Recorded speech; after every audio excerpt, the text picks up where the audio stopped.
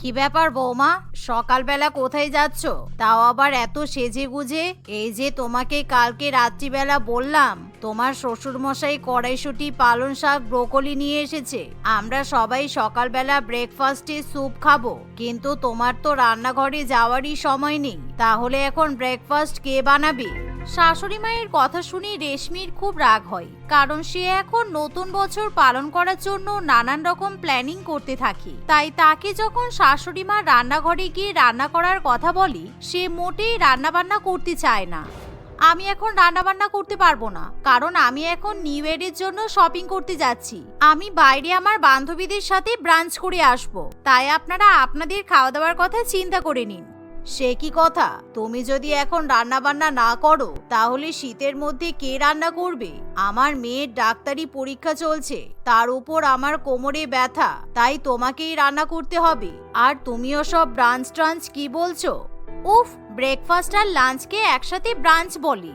সে যাই হোক, আমি এবছর আর রান্নাঘরে ঢুকতে পারবো না, কারণ আমি 1 বছর পর আবার রান্না বান্না করব। তাই এখন আমার ছুটি। আমাকে আপনি আবার পরের বছরে রান্নাঘরে যেতে দেখতে পাবেন। এবছরে কি কি রান্না বান্না হবে, কে রান্না করবে, সেগুলো আপনি দেখে নেবেন। তোমার কি মাথা খারাপ হয়ে গেছে? তুমি পরের বছরে রান্নাঘরে যাবে মানে?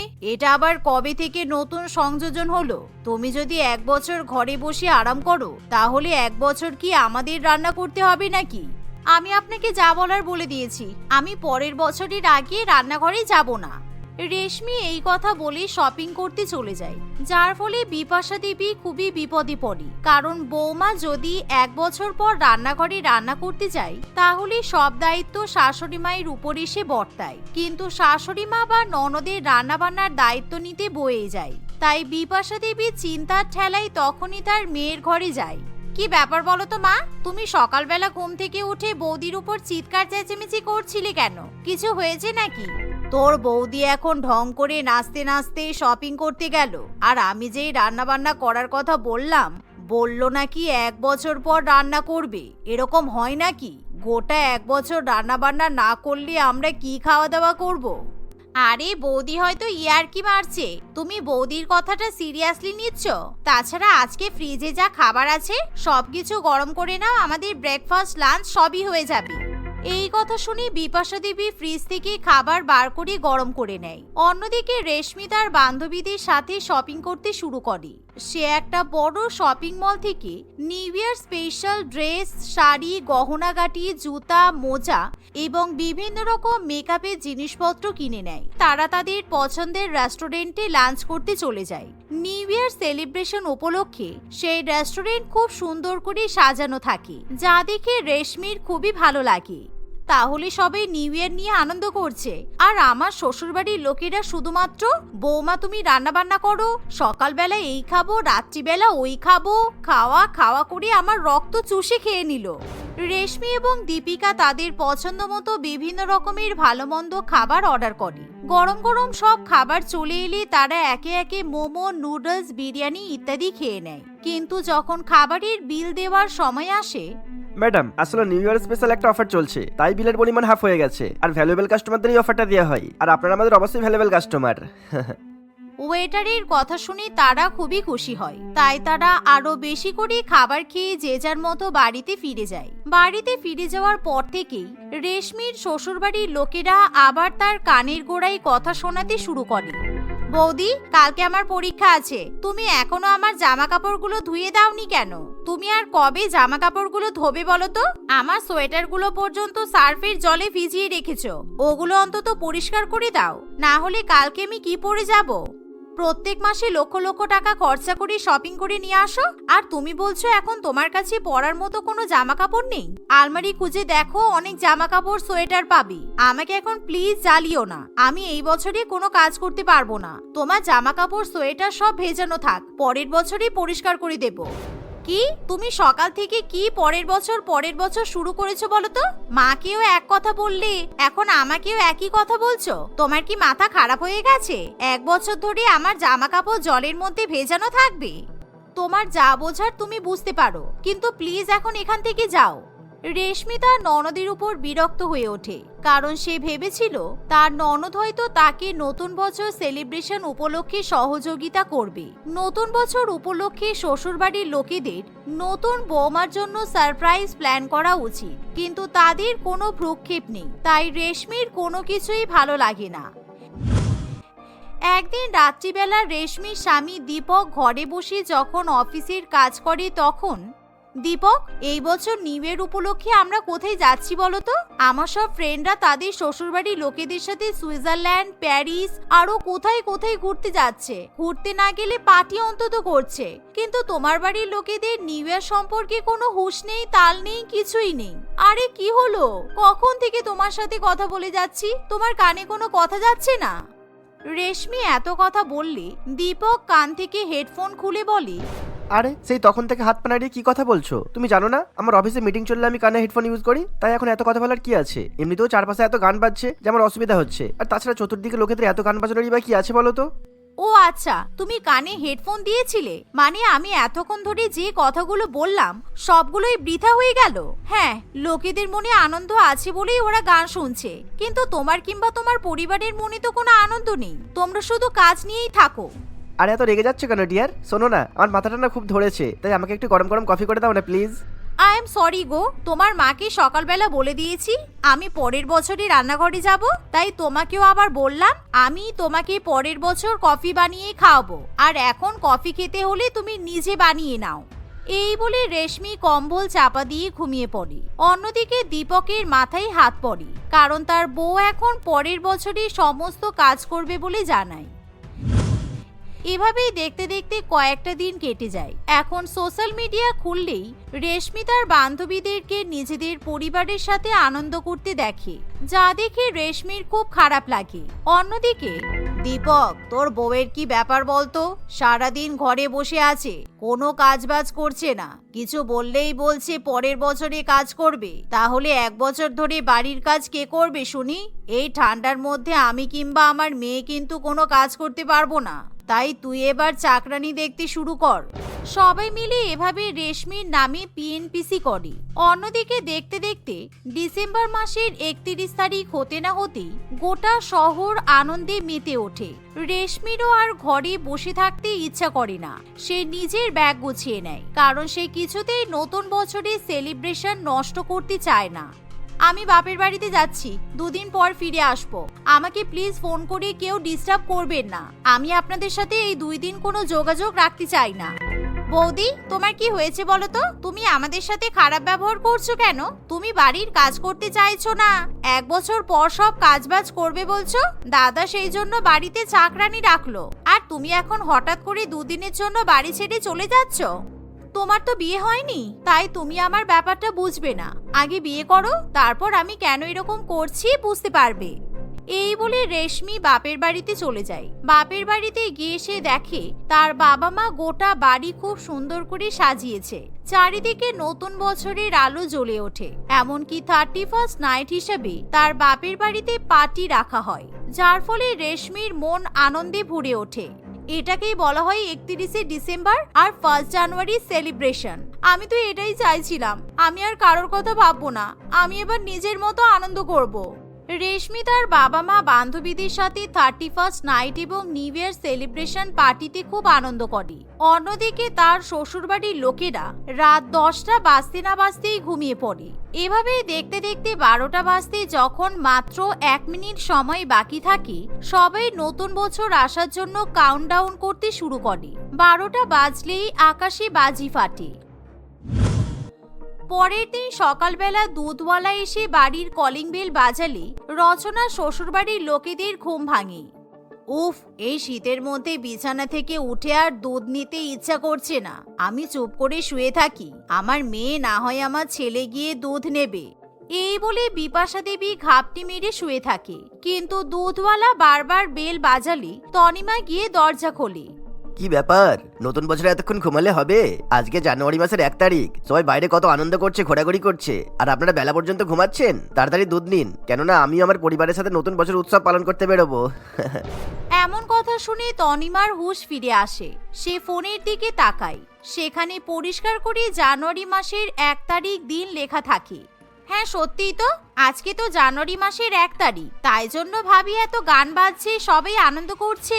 আমার পরীক্ষা ছিল বলে নতুন বছর সেলিব্রেশনের কথা আমার একদমই মাথায় ছিল না। অন্যদিকে দাদাও কাজে এতটা ব্যস্ত ছিল যে দাদারও এসব কিছু মনে নেই। হাই রে, এই কারণেই হয়তো বৌদি আমাদের উপর রাগ করেছে। তাই তো বৌদি বারবার বলছিল যে বৌদি পরের বছর রান্নাবান্না করবে, পরের বছরই জামা কাপড় ধোবে। বৌদি বারবার আমাদেরকে নতুন বছরের কথা বলতে চাইছিল, কিন্তু আমরা বোকার মতো উল্টোপাল্টা বুঝেছি। দীপক এবং বিপাশা দেবী ঘুম থেকে উঠলে তনিমা তাদেরকে পুরো ব্যাপারটা খুলে বলে। তারাও ভীষণ পরিমাণে লজ্জায় পড়ে, কারণ তাদেরও নতুন বছর সেলিব্রেশনের কথা একেবারে মাথা থেকে বেরিয়ে যায়। বৌমার সাথে আমরা অন্যায় করে ফেলেছি। বিয়ের পর শ্বশুর বাড়িতে এটাই বৌমার প্রথম নিউ ইয়ার। আমরা সবাই গিয়ে এখনই বৌমাকে ফিরিয়ে নিয়ে আসব, তারপর আমরা সবাই মিলে অনেক মজা করব।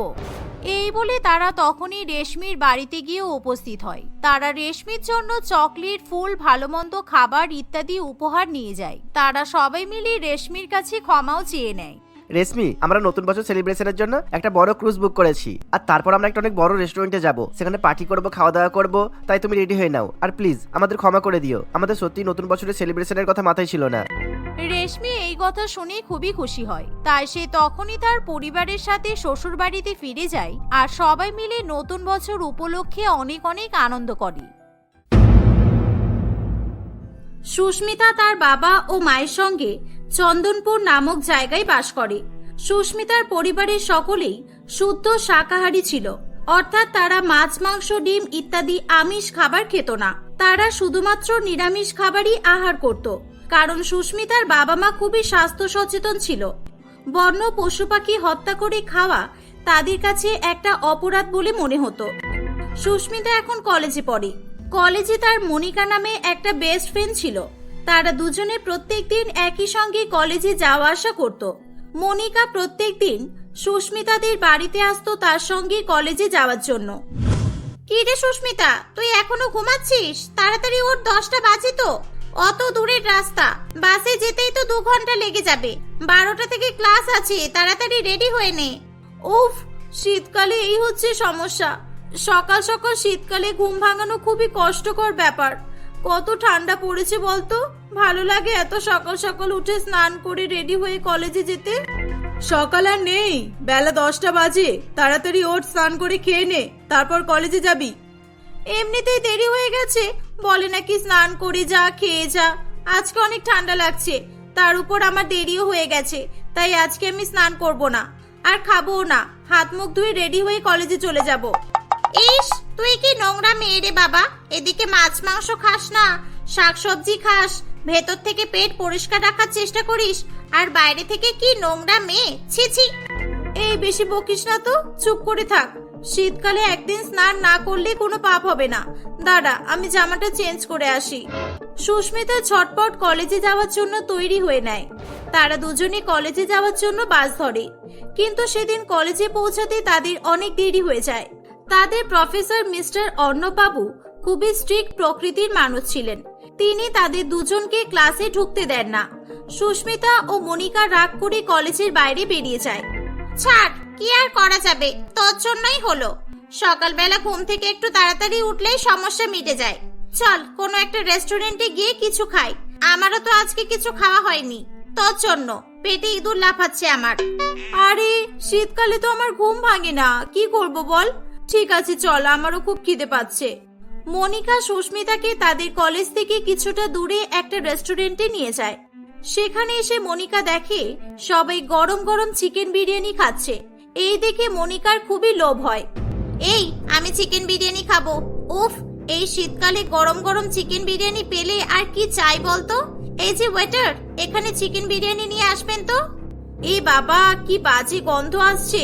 তাই এতক্ষণ ধরে ভাবছিলাম যে আমার নাকে কিসের গন্ধ আসছে। এটা চিকেন বিরিয়ানির গন্ধ ছিল তাহলে। ম্যাডাম, চিকেন বিরিয়ানির সেন্ট আপনার কাছে গন্ধ মনে হচ্ছে? এই শীতকালে আমাদের রেস্টুরেন্টের বিরিয়ানি প্রচুর পরিমাণে সেল হয়। গরমের তুলনায় শীতকালে মানুষ বেশি বিরিয়ানি খেতে আসে। আপনি কি চিকেন বিরিয়ানি খাননি এর আগে কখনো? না, আমি আমিষ খাবার খাই না, আমি নিরামিষ খাবার খাই। আর এ কি, আপনি 2 প্লেট চিকেন বিরিয়ানি এনেছেন কেন? আমার জন্য ভেজ বিরিয়ানি নিয়ে আসুন। সরি ম্যাডাম, আমাদের রেস্টুরেন্টটা নন ভেজ রেস্টুরেন্ট। এখানে সব খাবারই নন ভেজ পাওয়া যায়। আর তাছাড়া আমাদের রেস্টুরেন্টে বিরিয়ানি ছাড়া অন্য কোনো খাবারও পাওয়া যায় না। শীতকালে আমরা শুধুমাত্র বিরিয়ানি সেল করি। এই বলে ওয়েটার সেখান থেকে চলে যায়। সুস্মিতা দেখে মনিকা ততক্ষণে অর্ধেক বিরিয়ানি সাবর করে ফেলেছে। আহ, কি সুন্দর খেতে! উফ, ওয়েটারটা সত্যিই বলেছে, এরকম ঠান্ডা ঠান্ডা ওয়েদারে গরম গরম বিরিয়ানি খেতে দারুণ লাগছে। আরে তুই অপেক্ষা করছিস কিসের? একবার খেয়ে দেখ না, দারুণ লাগবে। মনিকাকে এত মজা করে বিরিয়ানি খেতে দেখে সুস্মিতারও চিকেন বিরিয়ানি খাওয়ার খুবই ইচ্ছা করে। আর সকাল থেকে কিছু না খাওয়াই সুস্মিতারও প্রচুর খিদে পেয়েছিল। তাই সে কোনো কিছু না ভেবেই চিকেন বিরিয়ানি খাওয়া শুরু করে দেয়। তাকে চিকেন বিরিয়ানি খেতে দেখে মনিকা আকাশ থেকে পড়ে। মনিকা ভাবতেও পারেনি সুস্মিতা চিকেন বিরিয়ানি খাবে বলে। মুহূর্তের মধ্যেই সুস্মিতা 1 প্লেট চিকেন বিরিয়ানি সাবর করে দেয়। এই যে ওয়েটার, এখানে আরেক প্লেট চিকেন বিরিয়ানি দিয়ে যাবেন তো। কি ম্যাডাম, বলছিলাম তো আমাদের রেস্টুরেন্টে যেই আছে সেই আমাদের বিরিয়ানির ফ্যান হয়ে যায়। নিন, আপনার জন্য এক্সট্রা করে একটু রাইস দেওয়া হয়েছে, মন ভরে খান। এই বলে ওয়েটারটি সেখান থেকে চলে যায়। সুস্মিতা মন ভরে বিরিয়ানি খায়। 2 বন্ধু মিলে সারাদিন এদিক ওদিক ঘোরাঘুরি করার পর যে যার মতো সন্ধেবেলা বাড়ি ফিরে যায়। সুস্মিতা বাড়িতে এসেই হাত মুখ ধুয়ে শুয়ে পড়ে। কিরে, তুই সোয়েটার পরলি না কেন? তোর কি আজকে বাসে ঠান্ডা লাগেনি? আর এখনো এরকম গায়ে কিছু না দিয়েই টান টান হয়ে শুয়ে আছিস যে? হরিণের মাংস খেয়েছিস নাকি, যে তোর রক্ত এত গরম হয়ে গেছে হঠাৎ করে? হ্যাঁ মা, তুমি ঠিকই বলেছো, তবে হরিণের নয়, অন্য কিছুর মাংস খেয়েছি। কি বললি তুই কিসের মাংস খেয়েছিস? আরে না না মা, আমি মাংস খাইনি, আমি তো একটু মজা করলাম তোমার সঙ্গে। সুস্মিতার কথা শুনে তার মা সেখান থেকে চলে যায়। মা কি তাহলে ঠিকই বলছিল? আমি চিকেন বিরিয়ানি খেয়েছি বলে আমার শরীর গরম হয়ে গেছে, তাই জন্য আমার ঠান্ডা লাগছে না। এবার বুঝলাম যারা মাছ মাংস খায় তারা এত স্ট্রং কেন হয়। এবার থেকে তাহলে আমিও চিকেন বিরিয়ানি খাবো। এই শীতকালে আমিও স্ট্রং থাকবো। সেদিনের পর থেকে সুস্মিতাও চিকেন বিরিয়ানি খাওয়া শুরু করে। সে এই ব্যাপারে তার বাড়িতে কিছুই জানতে দেয় না। প্রত্যেকদিন কলেজ ছুটির পর সে যে কোনো রেস্টুরেন্টে গিয়ে 2-3 প্লেট করে চিকেন বিরিয়ানি খেয়ে বাড়ি ফিরত। কি রে, তোর কি হয়েছে রে বাবু? তুই কদিন ধরেই দেখছি বাড়িতে এসে কিছুই খাচ্ছিস না। তোর শরীর খারাপ নাকি বলতো? না মা, আমি আসলে বন্ধুদের সাথে না, এ কি বলছিলাম আমি? চুরমুর খেয়েছি, চুরমুর, তাই আমার পেট ভর্তি। চুরমুর খেয়ে কারোর আবার পেট ভর্তি থাকে নাকি? চল অল্প করে খেয়ে নিবি, চল, আমি সোয়াবিনের তরকারি রান্না করেছি। চিকেন খেয়ে মুখে ধরে গেছে, এখন কি আর সোয়াবিন ভালো লাগে? না মা, আমি কিচ্ছু খাবো না। এভাবেই দেখতে দেখতে বেশ কিছুদিন কেটে যায়। একদিন সুস্মিতা একা একা একটা রেস্টুরেন্টে খেতে যায়। সে 1 প্লেট চিকেন বিরিয়ানি অর্ডার করে। ওয়েটার তাকে খুবই গরম গরম বিরিয়ানি সার্ভ করেছিল, কিন্তু সেদিন প্রচন্ড শীত পড়ায় অর্ধেক বিরিয়ানি খেতে খেতেই বিরিয়ানি ঠান্ডা হয়ে যায়। এর ফলে সুস্মিতা খুবই রেগে যায়। ওয়েটার, এখানে আসুন তাড়াতাড়ি, আমাকে ঠান্ডা বিরিয়ানি দেওয়া হলো কেন? হ্যাঁ, কি বলছেন কি ম্যাডাম? আমি তো একটু আগেই আপনাকে গরম বিরিয়ানি সার্ভ করেছিলাম। আজকে প্রচন্ড শীত পড়েছে, তো সেই জন্যই বিরিয়ানি হয়তো একটু ঠান্ডা হয়ে গেছে। শীতকালে ধীরে ধীরে বিরিয়ানি খেলে তো ঠান্ডা হবেই, তাই একটু তাড়াতাড়ি খেতে হয়, বুঝেছেন? আপনি একটু বেশিই বকছেন। আমি আস্তে আস্তে খাবো নাকি জোরে জোরে খাবো সেটা তো আমার ব্যাপার। আপনাদের ঠান্ডা বিরিয়ানি আপনারাই খান, আমি চললাম। ম্যাডাম, বিলটা? আপনি তো অর্ধেক গরম বিরিয়ানি খেয়েছেন, অর্ধেক ঠান্ডা হয়ে যাওয়ার জন্য খেতে পারেননি, তাই অর্ধেক টাকা অন্তত দিন। না, আমি একটা টাকাও দেব না, আপনি আমার কি করবেন করে নিন। এই বলে সুস্মিতা সেখান থেকে চলে যায়। সময় অতিবাহিত হতে থাকে। একদিন তার জন্য একটা ভালো পরিবার থেকে বিয়ের সম্বন্ধ আসে। ছেলেটির নাম ছিল বিজয়। বিজয় ও সুস্মিতা একে অপরকে দেখে অবাক হয়ে যায়। আরে, এটা তো সেই ওয়েটারটা যে আমাকে চিকেন বিরিয়ানি খেতে অনুপ্রাণিত করেছিল। মনিকা আমাকে প্রথমবার যে রেস্টুরেন্টে নিয়ে গিয়েছিল, এ তো সেই রেস্টুরেন্টেই কাজ করত। ও, এই মেয়েটা। মা বলছিল এটা শাকাহারি, কিন্তু এই মেয়েটা যে সেদিন চিকেন বিরিয়ানি খেলো। আপনারা শাকাহারি শুনেই কিন্তু আপনাদের বাড়িতে আমরা বিয়ের সম্বন্ধটা নিয়ে এসেছি। আমরাও কিন্তু সদ্য শাকাহারি, আমার ছেলে বিজয় এর আগে রেস্টুরেন্টে ওয়েটারের কাজ করত, এখন এর প্রমোশন হয়ে গেছে, এখন বিলিং এর কাজ করে। মা, আমি এনার সঙ্গে আলাদা করে কথা বলতে চাই। সুস্মিতা ও বিজয়কে আলাদা ঘরে পাঠানো হয়। এই যে, আপনি প্লিজ আমার ফ্যামিলিকে বলবেন না যে আমি সেদিন রেস্টুরেন্টে চিকেন বিরিয়ানি খেয়েছিলাম। আসলে আমি শুধু সেদিনই একবারই চিকেন বিরিয়ানি খেয়েছি, তারপর আমি অনেক বমি করেছিলাম জানেন। সেদিন থেকে আর একবারও আমি চিকেন বিরিয়ানি স্পর্শ করিনি। আরে আপনি ভয় পাবেন না, আমি কাউকে কিচ্ছু বলবো না। আসলে আমার ফ্যামিলি নিরামিষ খেলেও আমি কিন্তু চিকেন খাই। আমি আগে খেতাম না ঠিকই, কিন্তু যখন থেকে ওই রেস্টুরেন্ট জয়েন করেছিলাম তারপর থেকে আমি নিজেকে আর আটকাতে পারিনি। আমি যে চিকেন খাই সেটা আমার বাড়িতে কেউ জানে না, আর আমি চিকেন খাই বলতে অনলি চিকেন বিরিয়ানিটাই আমার ফেভারিট। তার মানে তোমার আর আমার বাড়ির অবস্থাটা একই, আর আমরা দুজনে একই রকম পরিস্থিতিতে আছি। আমাদের দুজনেরই ফেভারিট খাবার চিকেন বিরিয়ানি, তাও আবার শীতকালে। আমরা দুজনেই চিকেন বিরিয়ানি খেতে ভালোবাসি, কিন্তু বাড়িতে কেউ জানে না, তাই তো? হ্যাঁ, আমাদের দুজনের মধ্যে অনেকই মিল আছে। আমরা দুজন বিয়ে করে বেশ সুখেই থাকবো। হ্যাঁ, তুমি ঠিকই বলেছো। আর আমরা একে অপরের পরিবারকে কখনোই এটা জানতে দেব না যে আমরা চিকেন বিরিয়ানি খাই। এভাবেই সুস্মিতা ও বিজয় নিজেদের মধ্যে একটা ডিল করে। তারা বাইরে বেরিয়ে এসে বলে যে তারা দুজনে একে অপরকে পছন্দ করেছে। এটা শুনে দুই পরিবারই খুবই খুশি হয় এবং কিছুদিনের মধ্যেই তাদের বিয়ে দিয়ে দেয়। বিয়ের পর বিজয়, তুমি যে রেস্টুরেন্টে কাজ করো, আমি প্রথমবার ওই রেস্টুরেন্টের বিরিয়ানি খেয়েই কিন্তু বিরিয়ানির ফ্যান হয়ে গিয়েছিলাম। তুমি কিন্তু আমার জন্য প্রত্যেকদিন চিকেন বিরিয়ানি নিয়ে আসবে।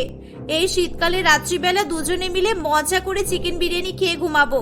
হ্যাঁ, তুমি চিন্তা করো না, আমার বাড়ি ফিরতে অনেক রাত হয়, তোমাকে কিন্তু চিকেন বিরিয়ানি খাওয়ার জন্য অপেক্ষা করতে হবে। হ্যাঁ, বেশি করে নিয়ে আসবি, কিন্তু এক প্লেট খেলে আমার মন ভরে না।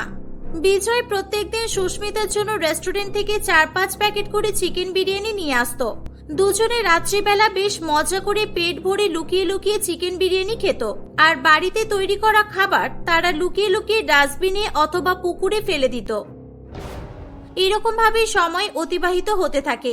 একদিন কোনো এক কারণে বিজয়ের রেস্টুরেন্ট থেকে 2 দিন ছুটি দেওয়া হয়েছিল। তাই জন্য বিজয় ও সুস্মিতার কেউই 2 দিন চিকেন বিরিয়ানি খেতে পারে না। বিজয়, 2 দিন হয়ে গেল আমি চিকেন বিরিয়ানি খাইনি। আমার একটুও ভালো লাগছে না জানো। আজকে আমি রাতের জন্য অপেক্ষা করতে পারবো না। তুমি রেস্টুরেন্টে চলে যাওয়ার কিছুক্ষণ পরেই আমি যাব। তুমি আমাকে কিন্তু 5 প্যাকেট চিকেন বিরিয়ানি দেবে, আমি বাড়িতে এসে খাবো। আরে তুমি একটু পরেই খাবে, রাত্রের দিকে হলে একটু অসুবিধা হয়। আচ্ছা ঠিক আছে, ছাড়ো, কোনো ব্যাপার না। আমি তোমাকে ফোন করে যখন ডাকবো তখন তুমি চলে আসবে। এই বলে বিজয় বাড়ি থেকে বেরিয়ে পড়ে। কিছুক্ষণ পর বিজয় সুস্মিতাকে ফোন করে রেস্টুরেন্টে আসতে বলে। সুস্মিতা আর দেরি না করে রেস্টুরেন্টে চলে আসে, কিন্তু সেখানে এসে সুস্মিতা দেখে যে আমার অনেকদিন আগে থেকেই তোমার উপর সন্দেহ হয়েছিল। আমাকে অনেকজন তোমার নামে রিপোর্ট করেছিল যে তুমি প্রত্যেকদিন বিরিয়ানি চুরি করে নিয়ে যাও, আর আজকে আমরা তোমাকে হাতে নাতে ধরলাম। তোমাকে আমি বিশ্বস্ত একজন মনে করেছিলাম, কিন্তু তুমি প্রত্যেকদিন 8 প্যাকেট 10 প্যাকেট করে চিকেন বিরিয়ানি চুরি করো। তুমি জানো এতে আমার কত ক্ষতি হয়? আমাকে ক্ষমা করে দিন স্যার, আমি আর কখনো এরকম করব না। আসলে আমার বউ শীতকালে চিকেন বিরিয়ানি খেতে খুব ভালোবাসে, আর আমার স্যালারি খুবই কম। আপনি জানেনই তো, আমার পক্ষে প্রত্যেকদিন আপনাদের রেস্টুরেন্টে চিকেন বিরিয়ানি কিনে নিয়ে যাওয়া সম্ভব নয়। সেই জন্য আমি চুরি করতে বাধ্য হয়েছি, কিন্তু আজকের পর থেকে আমি আর কোনোদিন এমন করব না। আমাকে ক্ষমা করে দিন।